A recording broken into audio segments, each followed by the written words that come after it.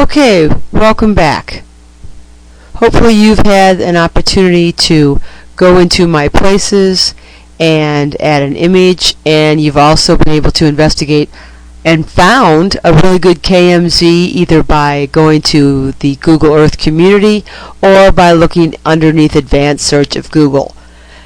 Now I just want to share a couple of things about Google Earth that we haven't had a chance to look at yet. Keep in mind when you bring in your Garmin and you upload your waypoints, they're going to be located right inside of My Places. So when you bring in your waypoints from your Garmin, they're going to sit right here. Now let's just pretend that there's a waypoint here. Actually, let's just pretend I have a waypoint right here. If I right click on that waypoint and go to properties, this is what it's going to look like. Never mind, the place mark.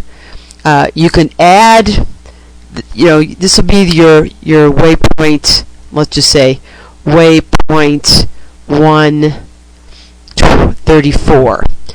And you want to place it inside of your Google Earth.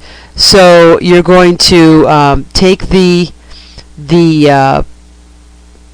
place mark and place it wherever the latitude and longitude is, where you want them to look at, or wherever you took that point from. And then keep in mind that you can put anything down here. Here is the area where we took the second water sample, and you can add things to it. Now you can also add images and overlays. Images and websites. We're going to do that at a later time right now, but know that each waypoint you can add more information. Anything in this white box that you add is going to be part of that waypoint, and it's going to give your students more information. So let me click OK, and now that waypoint is right here. So basically when you upload your waypoints from your Garmin, they're actually place marks inside of Google Earth, and you can organize them in folders and so forth. Alright, let's look at a couple more places up here at the top. I want to share with you the historical imagery. It's right here. If you want to see what this area looked like long ago, you can use this toggle switch to look at what it used to look like back in the day. And I'm not, this is 1949. And I do believe that we're looking at, I should know this, I'm thinking it's St. Louis, Missouri, which is pretty wild. Is that St. Louis, Missouri, really? No, I lied. That was, I think that was Washington, D.C. Well, let's see what it looks like. Let's see what St. Louis looks like back in the day. So we can look at 2010. We can go back to 1996 and 91. And how far back we can go? We can go back to 1988. Well, that's not too bad, considering, well, they didn't really take too good of pictures back then, did they? Wow. So you can go back to the late 30s and 40s in some areas. St. Louis can only go back down to 1988. But historical imagery is located at the very top with the clock. You can also do different planets. Back in the day, it was just the Earth, and now we have the sky and the Mars and the Moon. But you know what we do have that I want to share with you, which is kind of cool? We have, now you can dive under the water. And last summer when I was presenting in the Google booth at the ISTE conference, I was privileged to work with some Googlers, and I had to admit, I'm like, look, I do not know how to dive under the water. I've tried, I've read, I cannot do this. So lovely woman, I want to say her name was Teresa, she showed me how to do it. So here you go. Let me show you so you don't have the frustration I did. Look at these ridges around California. Aren't they incredible? Now let me show you how you dive down into that. Oh gosh, I hope I'm successful. See this altitude right here? I'm in like at 30 miles up. If I click, notice I'm going down, and I'm going down, and I'm going down, and now I'm minus, so I'm really under the water, and it's kind of like looks a little blurry. That's because I'm literally diving down, and that's what I'm looking at. I'm looking down. So in order to look up, to bring my eyes at a 45-degree angle, I have to hold the control key down and press the up button, so I can then see around the ridge. Is that not cool? And yeah, there's the top of the water. So then I can walk around. See, this black spot is like the top of the water, and I can look around the different ridges. And now keep in mind, not all of the ocean has been checked out and put into Google Earth. You've got some shipwrecks to look at in some places, but this is how you dive in. So you just keep clicking your mouse button, your left mouse button, until you're under the water. You can tell by your altitude, and then hold the control key down and the up arrow, and then you can actually look up. So that's pretty sweet. So now let me get out of the water. Whoa, I can't get out of the water. I really do need to get out of the water. Let's go. Okay.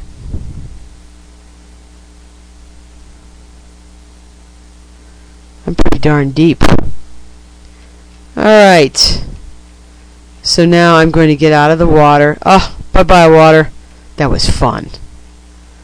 Okay, so now we're out of the water, and I wanted to share with you how to go to the other planets now, because we can do that with Google Earth. So if you click on the planet here, you can go to the Google Sky. I gotta tell you, you can get lost in here. There are so many things to investigate in the sky. It is ridiculous. And you can go to different parts of the sky by looking at the layers. So let me get the layers open for you so you can see those. So once you click on sky, oh come on, be nice. You click on sky, here are the different areas that you can investigate in Google. You can go to Welcome to the Sky, and anytime you see a plus sign, you know there's more stuff to look at. So yeah, good luck. I mean, it's ridiculous how much information is in here, but if you're a big solar if you're a big fan of the sky, you can be mesmerized by everything that's available. So I'm not going to go into it. It's your job to investigate whenever you feel the need. Now, let's leave the sky. Let's go over to Mars. Once Mars is located, it's going to come up to us just like Earth does.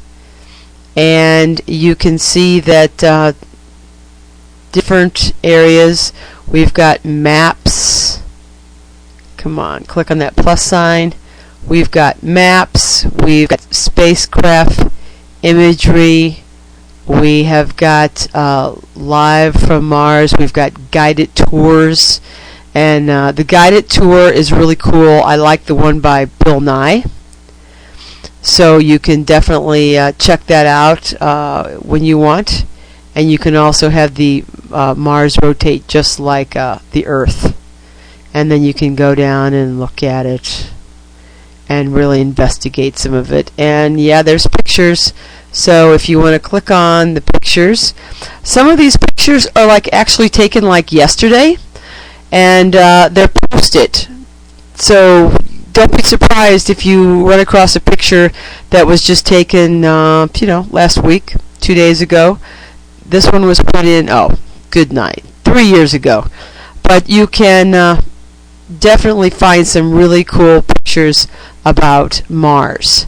And let's end up at the moon. And here is the moon for you to look at. Again, check out the layers. You've got every time you see a plus sign, there's more information for you. If you want to look at the guided tour, it will open up and give you a guided tour by Buzz Aldrin. And since you see all of the moon littered with pictures and flags, you can turn them off and investigate them one by one. It's incredible how much information has been documented for us to enjoy about the moon. So we've got the Earth, the sky, Mars, and moon, and let's get back to the Earth. There we go. Good old planet Earth. And I'm going to leave you tonight with just a brief glimpse of some of the layers that you can investigate on your own again that Google Earth has to offer. Yes, we can learn about the moon and Mars and the sky, but there's many layers that we haven't had the chance to look at yet. Inside the layers, again, that's the third box. We've looked at search, we have spent some time in places, and now we're going to look at layers. There's many things here that you can do. If I click on that plus sign, I can. It's kind of nice to put in the borders and the labels so our students can understand exactly all of the various different countries. I know Africa is the largest continent with the most countries, so it's good to have an outline of each country so they can see it a little easier. You can also go in and place different labels of islands, water bodies. We've got 3D buildings that are pretty awesome. If I click on search and go to Manhattan, M-A, why did I spell it right? M-A. If I go to Manhattan, New York, and click on the 3D buildings, notice I have that highlighted. Let's go down. You can see them being populated as we speak. And I just letting it load, and you can see all of the different 3D buildings that are popping up. If you've got the desire to add more to Google Earth, there is an accompanying piece called SketchUp. SketchUp. It's kind of like a 3D modeling tool. It's great for geometry if you have some math teachers that are wanting to try something free, and you can make pieces inside SketchUp and then add them to Google Earth. So I've seen students make pyramids and then put them into their Egypt Google Earth. You can make buildings, you can make replicas of your school. Just click on check out SketchUp through Google, and it's pretty cool. So here's the 3D buildings, and if we wanted to walk down among Manhattan, all we have to do is click on the street view right here, this little yellow guy, and once we click on street view, we can find let's go down into Manhattan.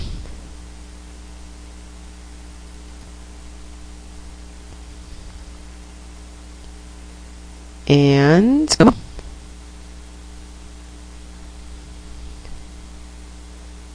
I think my computer is trying to go very slow right now, but that's okay. I'm good to go. So I'm clicking inside of Manhattan, New York somewhere. I'm not sure where. And I've clicked on